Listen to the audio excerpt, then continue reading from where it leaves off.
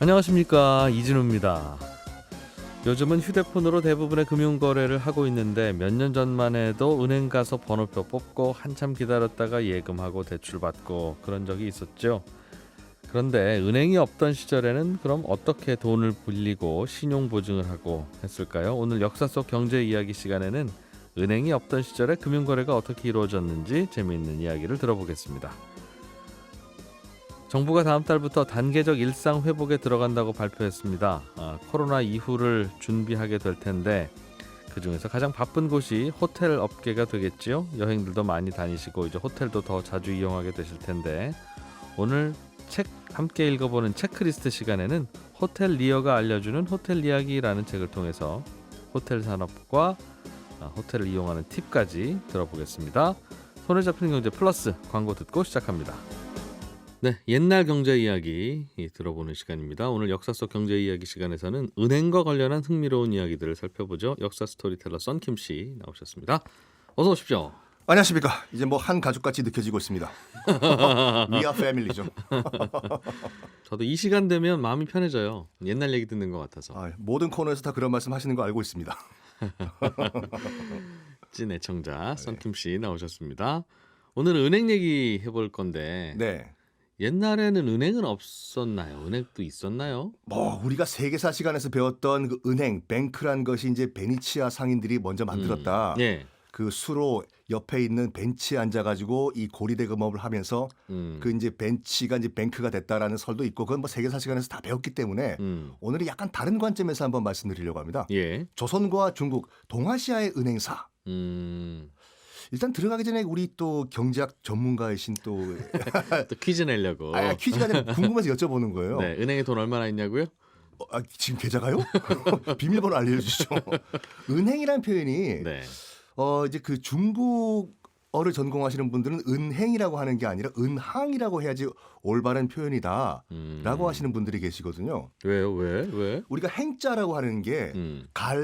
가다라는 뜻으로 우리가 얘기할 때는 행으로 네. 읽지만 점포라든지 가게의 뜻으로 얘기할 때는 항으로 중국어는 읽거든요. 네. 그래서 중국 같은 경우도 가다는 싱으로 발음을 하고 우리 행이요. 네. 그다음에 점포라고 할 때는 항으로 발음을 해요. 그래서 은행을 중국어로 인항이라고 하거든요. 우리도 은항이라고 불렀어야 하는 것인데 그게 원래 뜻인데 뭐 어떻게 할까요, 우리요? 참고는 하고요. 네. 뭐 그러다 또 짜장면이 다 됐잖아요. 우리가 그냥 쓰는 게 좀 약간 어색할 것 같아요.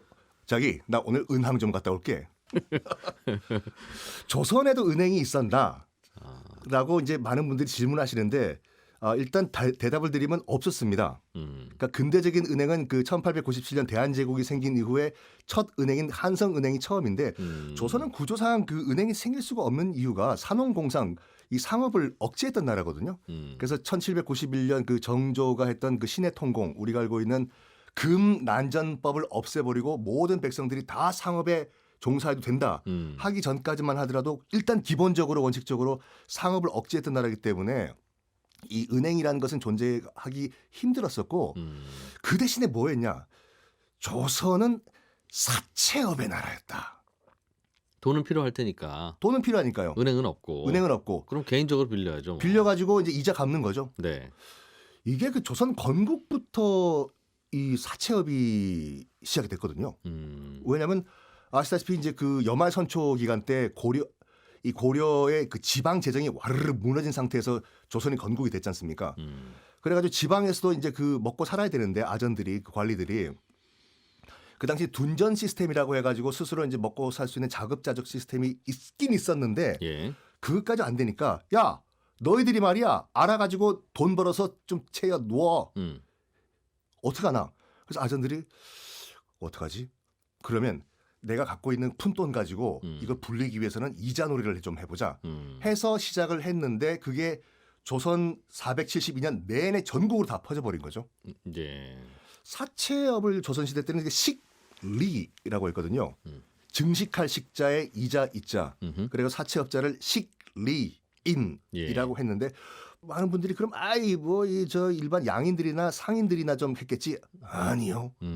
고관대작 심지어 왕족까지 다 식리를 했습니다. 그 내수사라고 있거든요. 그 네. 지금으로 지금 조달청 같이 그 왕실의 물품 납품하는 그 기관이었는데 예. 거기서 전국적으로 막 여러 가지 물품이 들어오지 않습니까? 뭐 예. 붓도 들어오고 먹도 들어오고 벼루도 들어오고 거기다 하다 보니까 좀 약간 돈이 생겨요. 이거를 좀 불릴 방법이 없을까 하다가 이거 가지고 이자놀이 하자. 그러니까 조선왕조 실록을 보면 계속 나오는 것이 내수사가 지금 금리를 뭐 2배를 받았다. 네. 그러니까 100%죠. 그래가지고 어떤 왕은 이 내수사의 금리를 10%로 줄여라, 20%로 줄여라. 네. 이런 기록들이 상당히 많다 보니까 그 말은 뭐냐면 조선 왕실 자체가 네. 조선 왕실이 박씨, 앤 최씨 이걸 했다니까요. 박씨라고요? 아, 그 대부업체. 아, 대부업을 했다. 네, 왕실이. 네. 아, 네. 은행이 없으니까 돈 좀 있는 분들에게 돈을 빌리러 다니는 걸 거고 돈 좀 있는 분들은 그럼 돈 빌려주고 이자 받고 했겠죠. 어느 정도냐면 방금 말씀드린 같이 기본 100%가 이제 갑리라고 했거든요. 네. 100%가 기본이었는데 숙종실록에 보면 그 이런 기록이 나와 있어요. 일단은 빌렸으면 갚아야죠. 안 갚으면 어떻게 했냐? 찾으러 가야죠. 돈 내놓으라고. 네. 계속 찾아가면은 도망을 가요. 그러겠죠. 이 채무자가. 그러면 그거로 이제 빚이 다 퉁쳐서 넘어갔냐? 아니요. 연대보증, 와이프, 자식. 네. 그 숙종실록에 보면 그 이인한이라는 식리가 나오거든요. 그 예. 사채업자가 김재원이란 시인에게 돈을 빌려줬는데 시인이 그때도 그렇고 지금도 그렇고 약간 금전적으로 힘드시니까 돈을 못 갚았나 봐요. 네. 그래서 이인한이 가가지고 야, 돈 내놔. 내일까지 갚아주겠어. 내일 와서 돈 내놔. 다음 달까지 갚아주겠어. 하다가 못 견디다가 이 김재원이란 시인이 도망을 가버려요. 예. 도망을 가버리니까 이인한이란 식리가 가서 와이프랑 아들들을 잡아가지고 자기가 좀 약간 돈이 있다 보니까 사옥이 있었거든요. 개인 그 감옥이. 네. 거기서 한 달 동안 넣은 다음에 채찍질을 하고 팬 다음에 와이프를 죽여버려요. 어머나. 그럼 안 되지. 안 되죠. 예. 그래서 일단 조선시대 때는 생사 여탈권은 부왕한 한 명밖에 없었거든요. 죽였잖아, 살인죄로. 네네. 어떡하지 하다가 자기가 자결을 한 걸로 꾸며버립니다. 아. 목에다가 이 끈을 묶은 다음에 도성 바깥으로 버려버리는데 네. 이게 또 들켜버리네. 아하. 근데 또 이 식리다 보니까 돈이 많잖아요. 네. 그래서 약간 조정에도 이 약간 빽줄이 있었어요. 그래서 무마합시다. 무마합시다. 누가 무마를 앞장섰냐면 영의정 당시에. 이인하는 죄가 없습니다. 아 이거 뭐 이거 누명을 쓴 것 같습니다. 그래서 벌금만 내고 풀려났다. 와. 라는 것이 숙종실록에 남아 있어요. 그런 이야기가. 그러니까 조선 같은 경우에는 뭐 많은 분들이 그 이 조선 후기의 조병갑의 난 예. 때문에 망했다라는 분들이 계시는데 실질적으로 꾸준하게 이런 그 고리대금업으로 서서히 병들어갔었죠. 그렇게. 아, 그래서 은행을 만들어야지. 은행을 안 만드니까 고리밖에 대안이 없고. 고리밖에 타임머신 타고 한번 가시죠, 기자님. 은행을 얼른 만들었어야지. 우리 한번 중국 가볼까요? 중국. 중국도 은행이 있었습니까? 근대적인 은행, 우리가 말하는 지금의 은행 같은 형태의 은행은 청나라 초기에 네. 만들어졌어요. 꽤 빨리 만들어졌네요. 우리나라보다는 꽤 빨리 만들어졌죠. 네. 중국 산서성이라는 데가 있거든요. 예. 태항산이라는 산이 있고 이 태항산을 기점으로 해서 동쪽에 있는 성은 산동성이고 이 태항산의 서쪽에 있는 것은 산서성인데 네. 이 산서성이 그 중국 뭐라고 할까 상업의 기원이 되는 지역이에요. 그 춘추장국 시대 때 아시다시피 그 산서성의 이 염전과 암염이 굉장히 지금도 풍부하거든요. 그래가지고 중국 대륙 전체에 다 이 소금을 납품을 했던 지역이에요. 예. 그 나관중 씨가 쓰신 삼국지 연희 거짓말 말고 원래 정사 삼국지를 보시면은 관우가 네. 그 산서성 출신이거든요. 그 당시 염전업자들이 다 고리대금업자 같이 약간 악덕 상인들이었어요. 그래서 그 악덕 염전주를 보다 못한 관우가 악덕 염전주를 때려 죽이고 도망가다가 유비를 만났다라고 정사인 나오거든요. 예. 그만큼 염전업이 이제 발달했던 곳인데 아 참 지금도 중국집 가시면요. 예. 그 인천 차이나타운도 그렇고 뭐 해외에 나가셔도 그렇고 중국집 식당 앞에 관우상이 있는 식당들이 있거든요. 종종 있습니다. 있죠. 예. 무슨 어디 사당에도 있는 것 같고 여기저기 다니다. 관우상 우리나라 문묘에도 있고 예. 관우상이 있는 상점과 가게는 다 산서성 출신들이에요. 아. 야, 이런 건 손에 잡힌 경제 아니면 어디서 할 수 있을까요, 진짜? 아, 그럼 그 동네 음식이겠네요. 뭐가요? 그 산서성 쪽의 음식이 그죠, 화북 지역 음식이죠. 그렇군요. 하여간 그래가지고 네네. 이 산서성이 경제 중심인데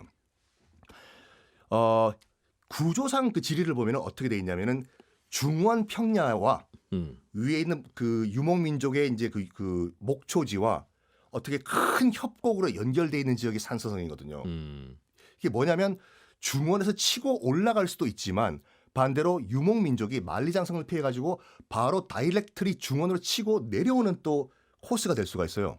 산서성이. 예. 그래가지고 명나라 말기에 명나라 그때 어떤 걸 조치를 취했냐면 명나라 최정예 부대들을 다 산서성에 딱 배치를 시킨 거예요. 최전방이니까. 예. 여기 뚫리면은 중원 뚫린다. 그러면 군인들이 많이 주둔하면은 먹고 살 게 필요하지 않습니까? 그렇죠. 군인들한테 음식도 줘야 되고 납품도 해야 되고. 예. 그래가지고 산서성 상인들이 슬슬 돈을 모으기 시작을 했네요. 그래가지고 산서회관 이런 걸 만들어가지고 전국적으로 지점을 만들었어요. 우리 한번 이 길들을 만들어가지고 예. 우리가 남이가 이 산서성인들이 중국 경제를 한번 통일을 해보자. 청나라에 넘어와가지고 이제 뭘 했냐면 전국적으로 이제 산서회관이란 지점들이 생겼다고 했지 않습니까? 예. 전국에 있는 모든 이 경제 네트워크를 산서인들이 장악을 하기 시작했어요. 그러면서 뭘 했냐면 이복의 산서상인 이번에 내가 이렇게 번 은화가 이만큼 있는데 아유 우리 가족이 저 광동성에 살고 있는데 이거 보낼 방법이 없을까? 아유 위험한데 말이야. 그 산서상인들이 Don't worry. 걱정하지 마십시오. 우리 산서 상인 네트워크가 누굽니까? 배달을 해드리겠습니다. 해가지고 뭘 만들었냐면 표국이라는 네트워크를 만들었어요. 어디서 많이 듣던 말 아닌가요? 표국이요? 네. 와, 처음 들어요. 표국이 예전에 뭐 네. 저희 비슷한 또래는 다 아시겠지만 만화방에서 무협지 보시면 맨날 나오는 게 표국이에요. 표국, 표사, 장풍 날리고 약간 과장됐긴 했는데 네. 표국이 뭐였냐면은 이 산서성 네트워크를 중심으로 해가지고 귀중품, 은화, 신점 사람까지 지방으로 배달시켜주는 역할을 했던 게 표국이었거든요. 예. 그 영화 뭐더라? 와호장룡. 예. 와호장룡에 나왔던 양자경 집안이 이 표국 집안이었잖아요. 하여간 표사 얘기 나온 김에 이거는 그 당시 한번 자료를 보니까 이 표사들이 꼭 지켜야 할 4가지 룰이 있었다. 안전하게 배송하려면 네, 3회 1불 이런 걸 꼭 지켜야 됐다. 라는 기록이 있는데 예. 3회는 3가지를 꼭 할 수 있어야 되고 1불 1가지는 하면 안 된다. 였어요. 네. 3회 3가지는 꼭 해야 되는 것이 뭐냐면 첫 번째 요리를 할 줄 알아야 된다. 가다가 해 먹어야 되니까. 왜냐하면 이 무협지에도 맨날 나오는 건데 모르는 객잔 들어갔어요. 네. 주모 여기 뭐 국밥 한 건 주시오. 했더니 반대파의 표사였다. 그럼 네. 거기서 날라다니고 싸움 나고 하니까 그러니까 모르는 여관과 객잔에 들어가서 잘 바에는 차라리 내가 밥을 해 먹겠다. 예, 예. 이게 첫 번째 능력이고 두 번째는 뭐냐면은 이 신발 고치는 거. 그것도 스스로 해야 되니까. 그렇죠. 베이징에서 광동까지 걸어가야 되니까. 세 번째 스스로 수염 자르고 이발하는 기술. 이거 좀 궁금해서 한번 찾아봤거든요. 이발이 네. 여기 왜 들어가나 했더니 가다가 보면 각 지방의 그 성에 이 관청에 들어갈 일이 있죠. 있겠죠. 그럼 예. 관리를 만날 때는 이 약간 꼬질꼬질하게 들어가면 안 되니까 그때만 그래서. 하더라도 깨끗하게 단정하고 들어가야 되는데 남이 못 깎아주니까 스스로 알아서 머리를 자르고 수염 깎고 들어갈 수 있는 기술. 이 3가지를 지켜야 되고 하나는 뭐냐면 이건 하면 안 된다. 이건 저기 이 방송 들으시는 분들 제가 그 지어내는 말이 아니라 한번 검색해 보시면 다 나오는 얘기인데 세수를 하지 말라. 그건 왜요? 네? 그건 왜요? 그건 이상한데. 몇 달 길게는 한 1년 동안 이 밖을 돌아다니면 약간 그 풍찬노숙같이 밖에서 먹고 자는 거지 않습니까? 예. 그러다 보면 피부가 약해질 수가 있다. 차라리 세수를 계속하는 것보다 얼굴에 기름이 끼는 게 차라리 보호하는 피부 방법이다. 보호에 좋다. 오. 이래가지고 세수를 하지 말라. 하여간 네. 이런 식으로 이제 그 이 산서성 네트워크를 통해 가지고 이제 물건을 주고받다가 너무 위험한 거예요, 이게요. 중간에서 도둑질도 당하고 하니까 이 산서성 네트워크 본부에서 야, 이거 뭐 실물이란 은을 주고받는 거는 너무 위험하니까 뭐 다른 거 없을까 하다가 신용을 이용합시다. 신용. 어떻게 하냐면 광동성에 있는 산서회관에서 연락이 오는 거예요. 뚜뚜뚜뚜뚜 본부 나와라. 예. 지금 여기서 광동성에서 이제 왕서방이라는 사람이 좀 거래를 원하는데 이 사람이 지금 그 신용이 좋기 때문에 이 왕서방이 원하는 상하이에 있는 어떤 지점에서 그 사람에게 돈을 지급을 하라. 광동성에 있는 산서성에서 보증을 하겠다. 네. 이래서 등장한 것이 중국 최초의 화폐가 등장했어요. 지폐가. 그러니까 서로 신용. A라는 산서성에서 보장할 테니까 B라는 산서성 회관에서는 돈을 지급해 주라. 온라인 송금을 한 거예요. 그렇죠. 굳이 하지 않더라도. 나중에 코로나 끝난 다음에 한번 여러분 그 패키지로 네. 핑야오 고성이라고 산서성에 가는 그 코스가 있거든요. 거기 가면 핑야오 고성이라고 그 명나라 때 고성이 그대로 남아있는 그 유적인데 네. 거기 가면 일승창이라는 건물이 하나 있어요. 일승창이 뭐냐면 방금 말씀드렸던 중국 최초의 화폐를 발행했던 산서회관의 헤드쿼터스 본부 자리거든요. 거기 가시면은 중국 위안화 마오쩌둥 찍혀있는 위안화가 이만큼 쌓여 있어요. 뭐냐면 거기 중국인들이 가가지고 복을 빌면서 네. 우리도 좀 돈 좀 많이 벌게 해주십시오 하면서 돈 던지고 기도하고 동전 지폐 던지고. 그걸 모르고 이제 우리 많은 패키지 관광객들은 여기가 왜 돈이 쌓여 있는가라고 의아하시는데 요런 거 알고 가시면은 중국 여행이 더 알차지죠. 돈을 직접 보내지 않고 네트워크 지점들이 있으니까 본점에서 받고 지점에서 내주고 그렇죠. 했다는 거죠. 맞습니다. 이게 요즘으로 좀 환칙인데. 나쁘다는 말씀이시네요. 아니 뭐 아무튼 그런 식으로 돈을 보냈다. 네. 뭐 그거는 뭐 서양에서도 그랬다 하니 그렇죠. 생각해 보면 뭐 그렇게 하는 게 제일 간단하긴 하죠. 중국에서는 받아주기만 하면. 또 그 청나라 말기에 네. 약간 그 외환업까지 등장을 했어요. 그 청나라 말기 같은 경우에는 이제 걸륭제 황제가 네. 우리는 그 지대 물박이라고 해가지고 중국은 다른 거 다 필요 없다. 그때 조지 맥카트니 영국 특사가 걸륭제를 만나면서 네. 무역 우리 한번 그 틉시다라고 했는데 그때 걸륭제가 이런 말했거든요. 이런 영국 장난감 갖고 와서 무슨 소리냐. 우리 중국은 있을 거 다 있다. 거래 안 하겠다. 하도 영국 측에서 제발 무역 좀 하자 하니까 좋다.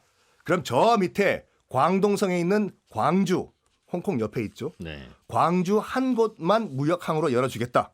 거기서만 거래를 해라. 그리고 직접 거래는 안 된다. 국가에서 허용한 13개의 양행을 통해서만 간접 거래를 하라.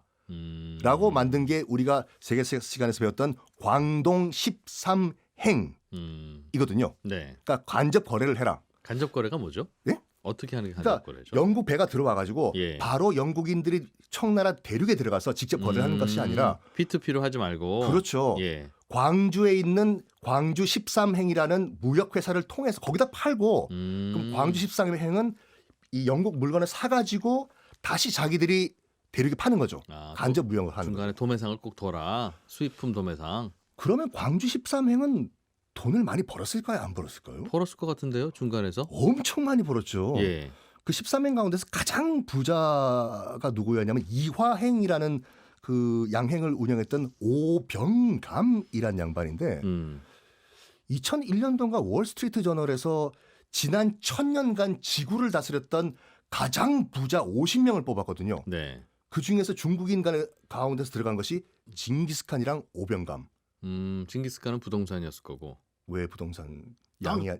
그 넓은 땅이 자기 땅이었으니까요. 아 등기부등 건 다 떼보셨나 보다. 어쨌든 네. 그분이 캐시가 좀 많으셨군요. 캐시가 많았죠. 그래서 그 뭐랄까 이거는 약간 과장일 수도 있겠지만 그 당시 이제 오병감의 재산이 어느 정도였냐면 기록상으로는 2,700은량이라고 나와요. 2,700은량은 청나라 국가 그 예산의 절반에 가까운데 그거는 뭐 확인이 안 될 수도 있지만 이런 얘기가 있거든요. 그 당시에 오병감의 은금고가 한번 화재가 났대요. 화재가 나가지고 은금고에 있는 은이 다 녹아서 와우. 그 광주 앞에 흐르는 강 이름이 주강인데 네. 주강에 다 흘러 들어갔다. 주강을 팔아 가야 되겠네. 아니 그래가지고 저도 가끔씩 이제 그 중국 광저우, 홍콩 이 패키지를 많이 가는데 예. 그 중국 현지 가이드가 이런 말을 해요. 니칸 저거 보시라고. 해가 이 맑은 날은 주강이 반짝반짝 빛나잖아요. 저게 그 가이드 당시 참 힘들어. 오병감 은창고에서 흘러나와가지고 녹아들은 은이 주강 바닥에 있는 거예요. 여러분 사진 찍으세요. 하오. 네. 이렇게 말을 하더군요. 그럼 이런 광동 13행이라고 하는 건 일종의 독점 무역 종합상사. 종합상사 겸 약간 은행 업무도 했다고 볼 수가 있는 것이 말이 네, 예. 있는데 뭐냐면은 영국 배가 들어왔거든요. 예. 영국 배가 들어와가지고 일정 그 당시 이제 그 국제 통화가 은이었기 때문에 은을 뭐 예를 들어서 100냥을 갖고 왔다. 근데 물건을 샀는데 지금 뭐 배 칸이 좀 남았어요. 그래서 물건을 더 싣고 가고 싶긴 하나 네. 지금 갖고 온 은화가 부족하잖아요. 영국 상인들이. 영국 상인들이 그럴 경우에 영국 상인들이 이제 고리로 광동 13행에게 이제 은화를 서류상으로 빌리는 거죠. 나중에 와서 갚겠다. 다음에 고리로. 들어올 때 갚을게. 그런 식으로 봤을 때는 은행업, 그 우리로 치면은 그 외환 은행업을 했던 것이죠. 야, 이건 담보 잡을 것도 없고 되게 위험하긴 했겠네요. 영국 상인 그러다 안 돌아오면 어떡하려고? 어우, 영국인들 입장에서 봤을 때는 지금 이 중국 시장을 놓칠 수가 없죠, 지금요. 또 올 거다. 네, 오죽했으면 나중에 아편 팔았습니까? 하기야. 은이 부족해서 아편을 팔았다고 하죠. 역사 스토리텔러 썬킴 씨였습니다. 고맙습니다. 감사합니다.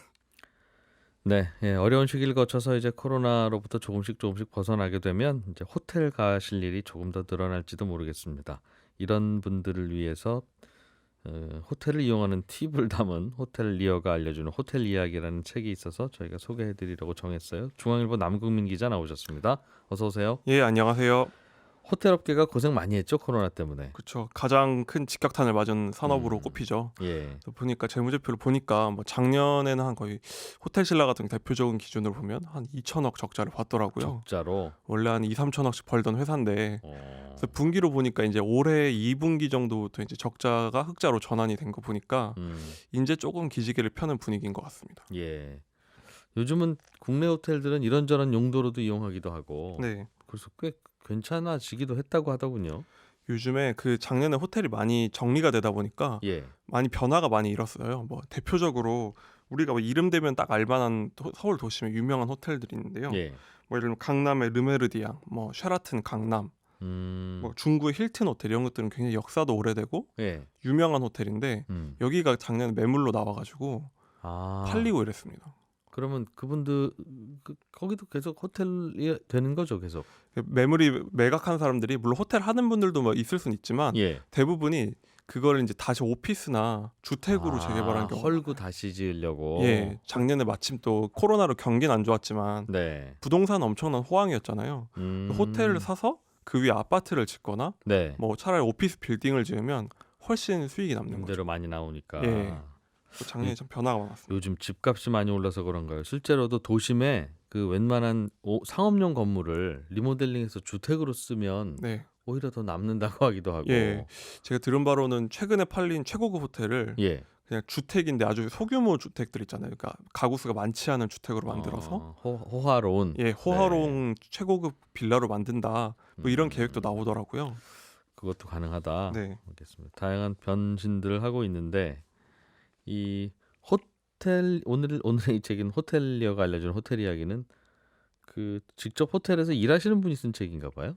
예, 맞습니다. 이 호텔 이 책을 쓰신 분이 뭐 여러 호텔에서 총 지배인도 하시고 네. 직접 호텔리어 생활을 수십 년을 하신 이제 업계 베테랑이신 거죠. 예. 그래서 제가 서점에서 보다 보니까 이렇게 호텔리어가 쓴 책은 많지 않더라고요. 특히 대중을 대상으로 쓴 책은. 그래서 저도 사실 그냥 호텔을 이용은 해봤지만 그냥 네. 하룻밤 자고 가고 그냥 소비자 입장으로 더 있었는데 책을 읽다 보니까 호텔들이 이런 고민도 있고 이 안에 이런 변화들도 있고 뭐 꿀팁도 담겨 있어가지고 재밌게 읽었습니다.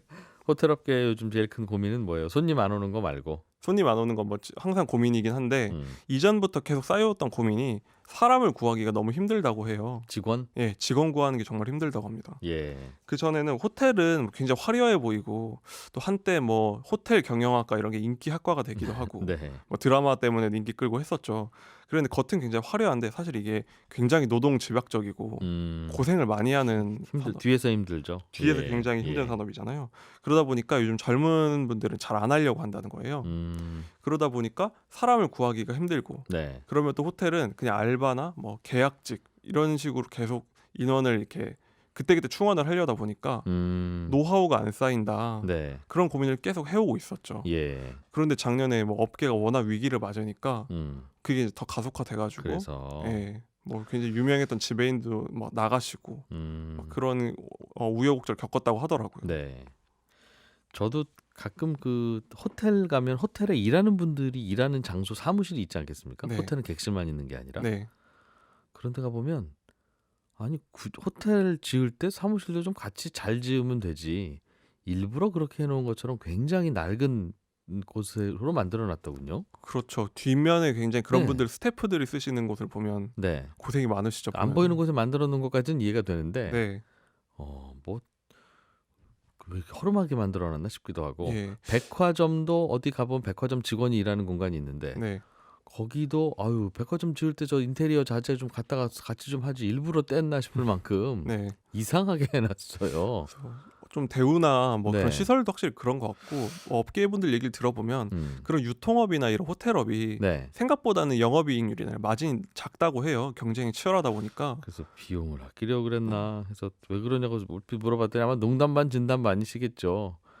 그 직원들 일하는 사무실을 잘 해놓으면 다들 사무실에 앉아 있는데 직원들이 그러면 안 된다. 백화점이고 호텔이고 직원들이 자꾸 밖에 나가서 손님 있는데 별 다른 일 없는지 확인하고 돌아다녀야 돼서 일부러 그러는 거예요. 이제 그러시긴 하던데. 그런 면도 있을 것 같습니다. 그러네요. 어쨌든 이렇게 점점 일이 어려워지기도 하고 또 코로나 같은 변수가 발생하면 제일 먼저 구조조정이 오는 위험한 직종이기도 해서 특히 요즘에 예. 점점 더 이제 이쪽 업종으로 안 가려고 하는 분들이 많아질 텐데 그럼 어떻게 극복합니까? 사람 구하기가 어려운 이 상황을. 지금은 더 어려워지다 보니까 각자 다들 전략을 짠 게 두 가지로 갈린다고 해요. 첫 번째는 요즘에 호텔 가보신 분들 중에 그런 거 보셨어요? 이렇게 무인 로봇 이렇게 걸어 로비를 돌아다니는 로봇을 제가 본 적이 있거든요, 한번. 근데 호텔 한번 갔는데 이 무인 그 로봇이 돌아다니면서 이런 네. 접수 같은 걸 받더라고요. 체크인도 받고. 아 그래요? 예, 요즘은 그런 게 굉장히 많아지고 있습니다. 그래서 예. 그렇게 무인화로 대처를 하는 거죠. 이게 키오스크도 들여오고요.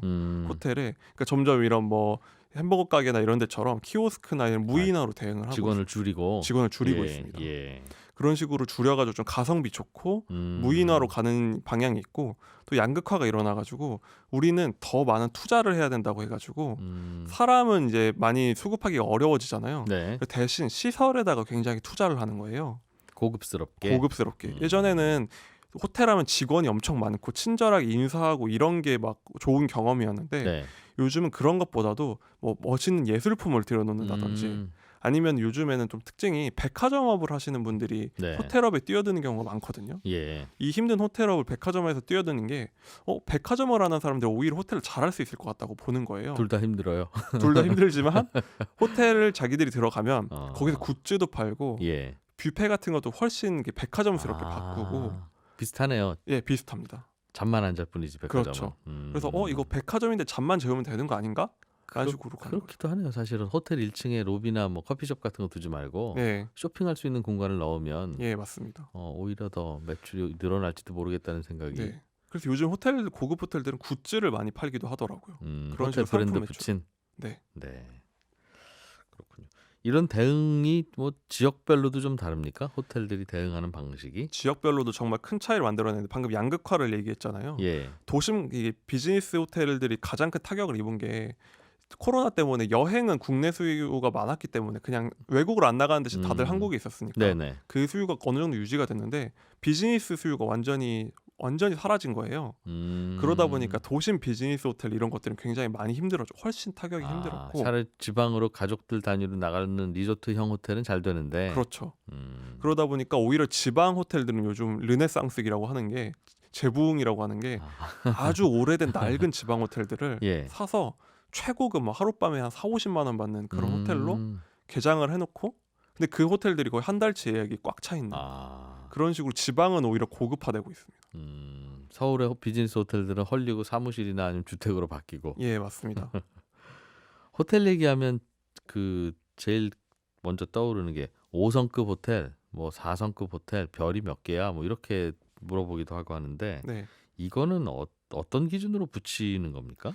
저도 뭐 요즘엔 홍보물 보면 뭐 7성급이라고 하는 것도 예. 있고 막 예. 이렇게 몇 성급을 얘기하는데 찾아보니까 이 책에 잘 설명이 되어 있는데 일단 법적으로 한국에서는 5성급이 최고입니다. 근데 아마 조금 예전 기억이 나시는 분들은 무궁화 이런 거 기억나실 거예요. 예. 무궁화도 있었는데 별은 뭐지 하는데 원래 두 개가 좀 혼재가 됐어요. 한국에서 무궁화를 썼는데 최근에 이제 그걸 통합을 했습니다. 별로. 별로. 그래서 예전에 예. 특 1급 호텔이 지금은 5성급 호텔이고 예. 5성급이 가장 높아요. 특 1급이 제일 좋은 호텔이에요? 예, 맞습니다. 5성이 제일 좋은 호텔이고. 5성이 제일 좋은 호텔입니다. 예. 근데 이걸 그냥 호텔들이 자기가 붙이는 게 아니라 이거를 한국관광공사에서 엄정하게 평가를 합니다. 별 몇 개 줄지? 별 몇 개 줄지 평가를 해요. 예. 이게 꽤 엄격한 게 한국관광공사 심사를 하는데 호텔이 열면 신청을 해야 돼요. 자기 등급을. 심사 좀 해주세요. 예. 예. 그럼 자기가 5성급 호텔이면 5성급으로 신청을 하는 거예요. 이게 그냥 평가 점수에 따라 1성, 2성이 예. 아니라. 예. 그럼 우리는 5성으로 신청을 하면 제가 어제 합격하면 5성 받는 거고. 예, 합격하면 5성을 받는 겁니다. 떨어질 거면 이러면 4성 신청했으면 합격일 텐데가 될 그렇죠. 수도 있고. 예. 그래서 사이트 들어가 보니까 거기 써 있더라고. 자기가 자율 평가를 잘 하고 신청하라고. 그렇게 하는데 페이지를 받아봤더니 평가표가 한 20페이지가 넘어요. 5성급 기준으로. 근데 이거를 감독관들 3명이 나가서 이렇게 평가도 하는데 네. 재밌는 건 암행 평가라는 걸 합니다. 몰래 가서. 몰래 가서 평가를 하는 인원이 2명이 2번 나가요. 그러니까 예. 한 번씩. 그럼 그분들이 그냥 손님인 척 가서 하룻밤 자보고 깨끗한가 친절한가 이런 것들. 예, 그렇죠. 예. 그게 배점이 30점이나 들어가기 때문에 30%나 들어가서 예. 생각보다 많이 탈락도 하고 재평가에서 문제가 돼서 5성급이 박탈될 위기인 경우도 많다고 해요. 별 하나 떼어가고. 네, 별 하나 떼어갈 4성으로 낮춰야 되나 이런 생각들을 하겠죠. 그렇군요. 그럼 5성급이 제일 좋은 호텔이라고 보고 제일 비싼 호텔이라고 보면 되는 겁니까? 그게? 뭐 일반적으로는 예. 아무래도 뭐 5성이 뭐 일반적으로는 좋겠지만 꼭 그렇지도 않은 게 제가 경험을 했던 게 한번 5성급 호텔을 이제 인터넷 사이트에서 예약을 해서 네. 그냥 5성급이니까 좋겠지 하고 처음 간 지역에 가서 예약을 했는데 예. 사실 제 기준에 생각보다 조금 낡은 느낌이 드는 거예요. 그래서 5성급인데 왜 이러지라는 생각을 했어요. 근데 리뷰 같은 거 찾아봐도 비슷한 반응이 있는데 네. 그게 왜 그러냐면 5성급은 시설을 어떤 기준들이 어떤 뭐 예를 들면 피트니스 센터가 있어야 되고 레스토랑이 몇 개 있어야 되고 뭐 수영장이 있어야 되고 시설이 있느냐 없느냐. 예, 뭐 연회장이 있느냐 없느냐. 그러면 아무리 깨끗해도 그게 없으면 별 5개나 별 4개는 못 받는 거고. 그렇죠. 예를 들면 저같이 그냥 여행을 간 사람들은 그런 뭐 연회장 이런 거 필요가 없잖아요. 그렇죠. 그럼 객실이 중요한 건데 사실 객실만 평가하는 건 아니기 때문에 기대와 다를 수 있습니다. 그래서 요즘에 도심에 가성비 좋고 인기 있는 호텔들은 네. 그냥 처음부터 3성을 받는데 객실 자체를 굉장히 집중하는 그런 경우가 있습니다. 그럼 고객은 네. 그래요. 그럼 대개 이제 객실을 이용하는 고객일 거 아니겠습니까? 네. 그러면 객실만 평가하는 무슨 등급이 있어야 되겠군요. 그게 그 안에 당연히 객실의 배점이 크긴 한데요. 예. 자신의 목적을 좀 찾는 게 중요하긴 한 것 같아요. 네. 그래서 요즘에는 아무래도 그런 일단 별점은 자기 목적에 따라 좀 참고를 하고 네. 그 다음에는 그 안에 이제 실사용 이런 걸 참고를 해야 좀 완전한 판단이 되고 호텔이 기본적으로 원래 비즈니스 목적으로 만들어진 곳이 많기 때문에 네. 좀 자기 그런 목적을 찾아야 될 것 같습니다. 제 생각. 별도로 그럼 이런 등급을 주는 곳을 하나 찾거나 만들어야 되겠군요. 오로지 객실만 평가하는. 그런 것도 아마 좀 수요가 있을 것 있을 같아요. 것 같은데요. 아니면 네네. 리뷰를 보든가. 네, 맞습니다. 지금 사실 객실은 눈을 가리고 객실에만 딱 넣어놓은 후에 네. 자, 눈 떠보세요. 주변을 둘러보시고 별이 몇 개쯤 되는 것 같습니까? 물으면 아마 못 맞출걸요? 그렇죠. 네. 그런 곳이 많을 겁니다. 그래서 꼭 그런 건 아니다. 시설이 많으면 별이 많을 수도 있다. 예, 그런 건 아닙니다. 외국에 나가보면 주로 이제 호텔들이 우리나라에도 있는 호텔이네? 예. 뭐 이런 브랜드들이 눈에 많이 띄고 그렇죠. 그 리츠 칼튼, 뭐 메리어트, 뭐 등등. 네. 그런데 그 회사가 우리나라에 와서 직영을 하는 호텔이 아니라는 경우도 있더군요. 예, 맞습니다. 어. 마치 저희가 치킨집 프랜차이즈가 있는 것처럼 네. 호텔도 프랜차이즈가 있거든요. 이름을 빌려오는. 예. 그러면 이분들이 수수료도 다 내고 있어요. 이 브랜드 쓰는 수수료를. 예. 저도 사실 그냥 뭐 메리어트면 그냥 진짜 메리어트 그 회사가 하는 줄 알았는데 네. 뭐 예를 들면 그런 거를 이제 프랜차이즈라는 것도 있더라고요. 근데 이 책에도 자세히 나와 있는 게 수수료 체계를 다 하나씩 써준 게 있어요. 뭐 예를 들면 로열티는 매출의 2%, 네. 그리고 무조건 부킹 그 예약이 들어올 때마다 뭐 $2씩 무조건 줘야 된다거나. 아, 예약은 그 브랜드가 운영하는 홈페이지에서 하니까. 네, 뭐 그런 것 예. 같습니다. 그런 것도 있고 뭐 광고비 하려면 얼마를 줘야 되고 개업할 때 얼마를 주는 것도 있고 그런 좀 프랜차이즈비를 다 내더라고요. 그래서 예. 호텔도 이런 뭐 프랜차이즈 브랜드들이 있구나 싶었습니다. 대략 그럼 얼마나 받아갑니까? 이 브랜드마다 굉장히 다르긴 한데 예. 여기선 대략적으로 한 10% 내외 정도를 얘기를 하더라고요. 호텔 매출의 10% 내외. 그러면 한 10만 원 내고 들어오신 분이 있으면 10,000원 정도는 이 브랜드 회사로 간다. 그렇죠. 그 외국 브랜드로 간다고 보시면 됩니다. 예. 이게 다 그럼 비용에 반영이 되겠죠? 그런 것들이. 그렇죠. 어. 뭐 유명한 호텔 당연히 좋은 면이 있겠지만 비용이 예. 반영이 되니까 좀 스마트하게 생각을 해야 되는 게 또 음. 이런 브랜드들도 돈이 비쌀 수도 있지만 예. 메리트가 있는 게 여기서 꿀팁으로 추천을 하는 그 호텔 커뮤니티에 추천을 하는 게 호캉스족이 요즘 많잖아요. 네. 그런 뭐 예를 들면 메리어트는 메리어트 호텔만 있는 게 아니라 그 밑에 한 거의 20여 가지 호텔 브랜드가 있거든요. 네. 그 다른 데도 그렇고 리츠칼튼도 그렇고 그러면 그 자매 그 한 가족인 브랜드 호텔들을 꾸준히 이용하면 그 통합 포인트가 쌓이는 게 있어요. 네, 네. 그럼 예를 들면 제가 굳이 다른 가족들 호텔을 이용하지 않고 한 브랜드 걸 열심히 이용하면 네. 마일리지 같은 게 쌓여가지고 포인트 쌓인다. 예, 그래서 호캉스족들 사이에서는 굉장히 꿀팁으로 꼭 강조를 합니다. 또 팁 좀 또 알려주세요. 그 책에 나오는 팁. 또 다른 꿀팁이 호텔 가실 때 차 이용하시는 분들이 많을 텐데 예, 자동차. 자동차 네. 타고 예. 근데 이제 그냥 새로운 호텔이면 좋겠죠 갔다가 주차 못해서 고생하시는 분들이 꽤 있으세요. 네. 그게 왜 그러냐면 한 2016년쯤에 정부에서 특례를 줘가지고 그 전에 호텔들은 객실 수만큼의 주차 대수가 있어야 돼요. 옛날 호텔들은. 네네. 근데 그 시기쯤에는 거의 객실 수의 10분의 1 정도만 있으면 호텔 문 열게 해준 거예요. 아, 중국인 관광객들 막 쏟아져 들어올 때. 네, 맞습니다. 허가를 완화해줬었군요. 네네. 그러다 보니까 최신 호텔이라고 무조건 그냥 차 끌고 와서 좋아할 게 아니라 반드시 주차 대수를 확인하라고 이 호텔리어분이 꼭 강조를 하시는 차댈 거예요. 곳이 없는 경우들이 꽤 있다. 예. 예. 그러다 보니까 그걸 꼭 확인하라고 강조하고 음. 또 다른 게 요즘에 호텔 트렌드가 수영장 만드는 거거든요. 예. 인스타그램에 이쁘게 나오니까. 음. 근데 요즘에는 그냥 만들기만 하는데 거의 목욕탕 수준의 크기로. 작고 네. 사람도 붐비기도 하고. 예. 그래서 이분이 꼭 그런 걸 꼭 확인하라고 주차 대수랑 수영장 이런 거 실사용을 보고 가야 된다. 얼마나 큰 건지. 예. 호텔리어분이 말하실 정도니까 이유가 있는 것 같아요. 이제 가보면 뜨악할 만한 작은 수영장도 좀 있고. 예, 맞습니다. 좀 싸게 이용할 방법은 없습니까? 같은 호텔을? 요즘에 그 호텔 인터넷에 많이 예약을 하실 텐데 예. 사실 요즘 그런 계약이 있어서 뭐 모든 사이트 그 사이트에 최저가로 공급해야 된다 이런 계약을 다 맺어서 사실 온라인에서 더 낮은 걸 찾기는 어려운데 네. 보통 이런 데서 수수료를 한 15% 정도 떼어가요. 예약 사이트가. 근데 이분이 호텔 사이트에서 직접 예약을 하면 네. 그만큼 마진을 더 남겨주는 거니까 그렇죠. 그럼 룸 업그레이드나 뭐 이렇게 들어왔을 때 뭐 케이크를 준다든지 뭐라도 하나 준다. 예, 그런 서비스를 줄 수가 있다. 음. 그런 얘기를 해서 좀 팁으로 남겨줬습니다. 깎아서 줄 수는 없지만. 예, 맞습니다. 그러면 같은 가격이면 호텔 홈페이지에서 직접 예약하는 게 좋다. 예, 그럼 뭐라도 좀 더 이렇게 혜택을 볼 수 있다고 합니다. 룸을 업그레이드 해주기도 하더군요. 예, 맞습니다. 그 예약 받거나 아니면 바로 체크인할 때. 중앙일보 남국민 기자와 함께 호텔리어가 알려주는 호텔 이야기 함께 읽어봤습니다. 고맙습니다. 예, 감사합니다. 예, 저는 내일 아침 8시 30분에 다시 찾아오겠습니다. 손에 잡히는 경제 플러스였습니다. 고맙습니다.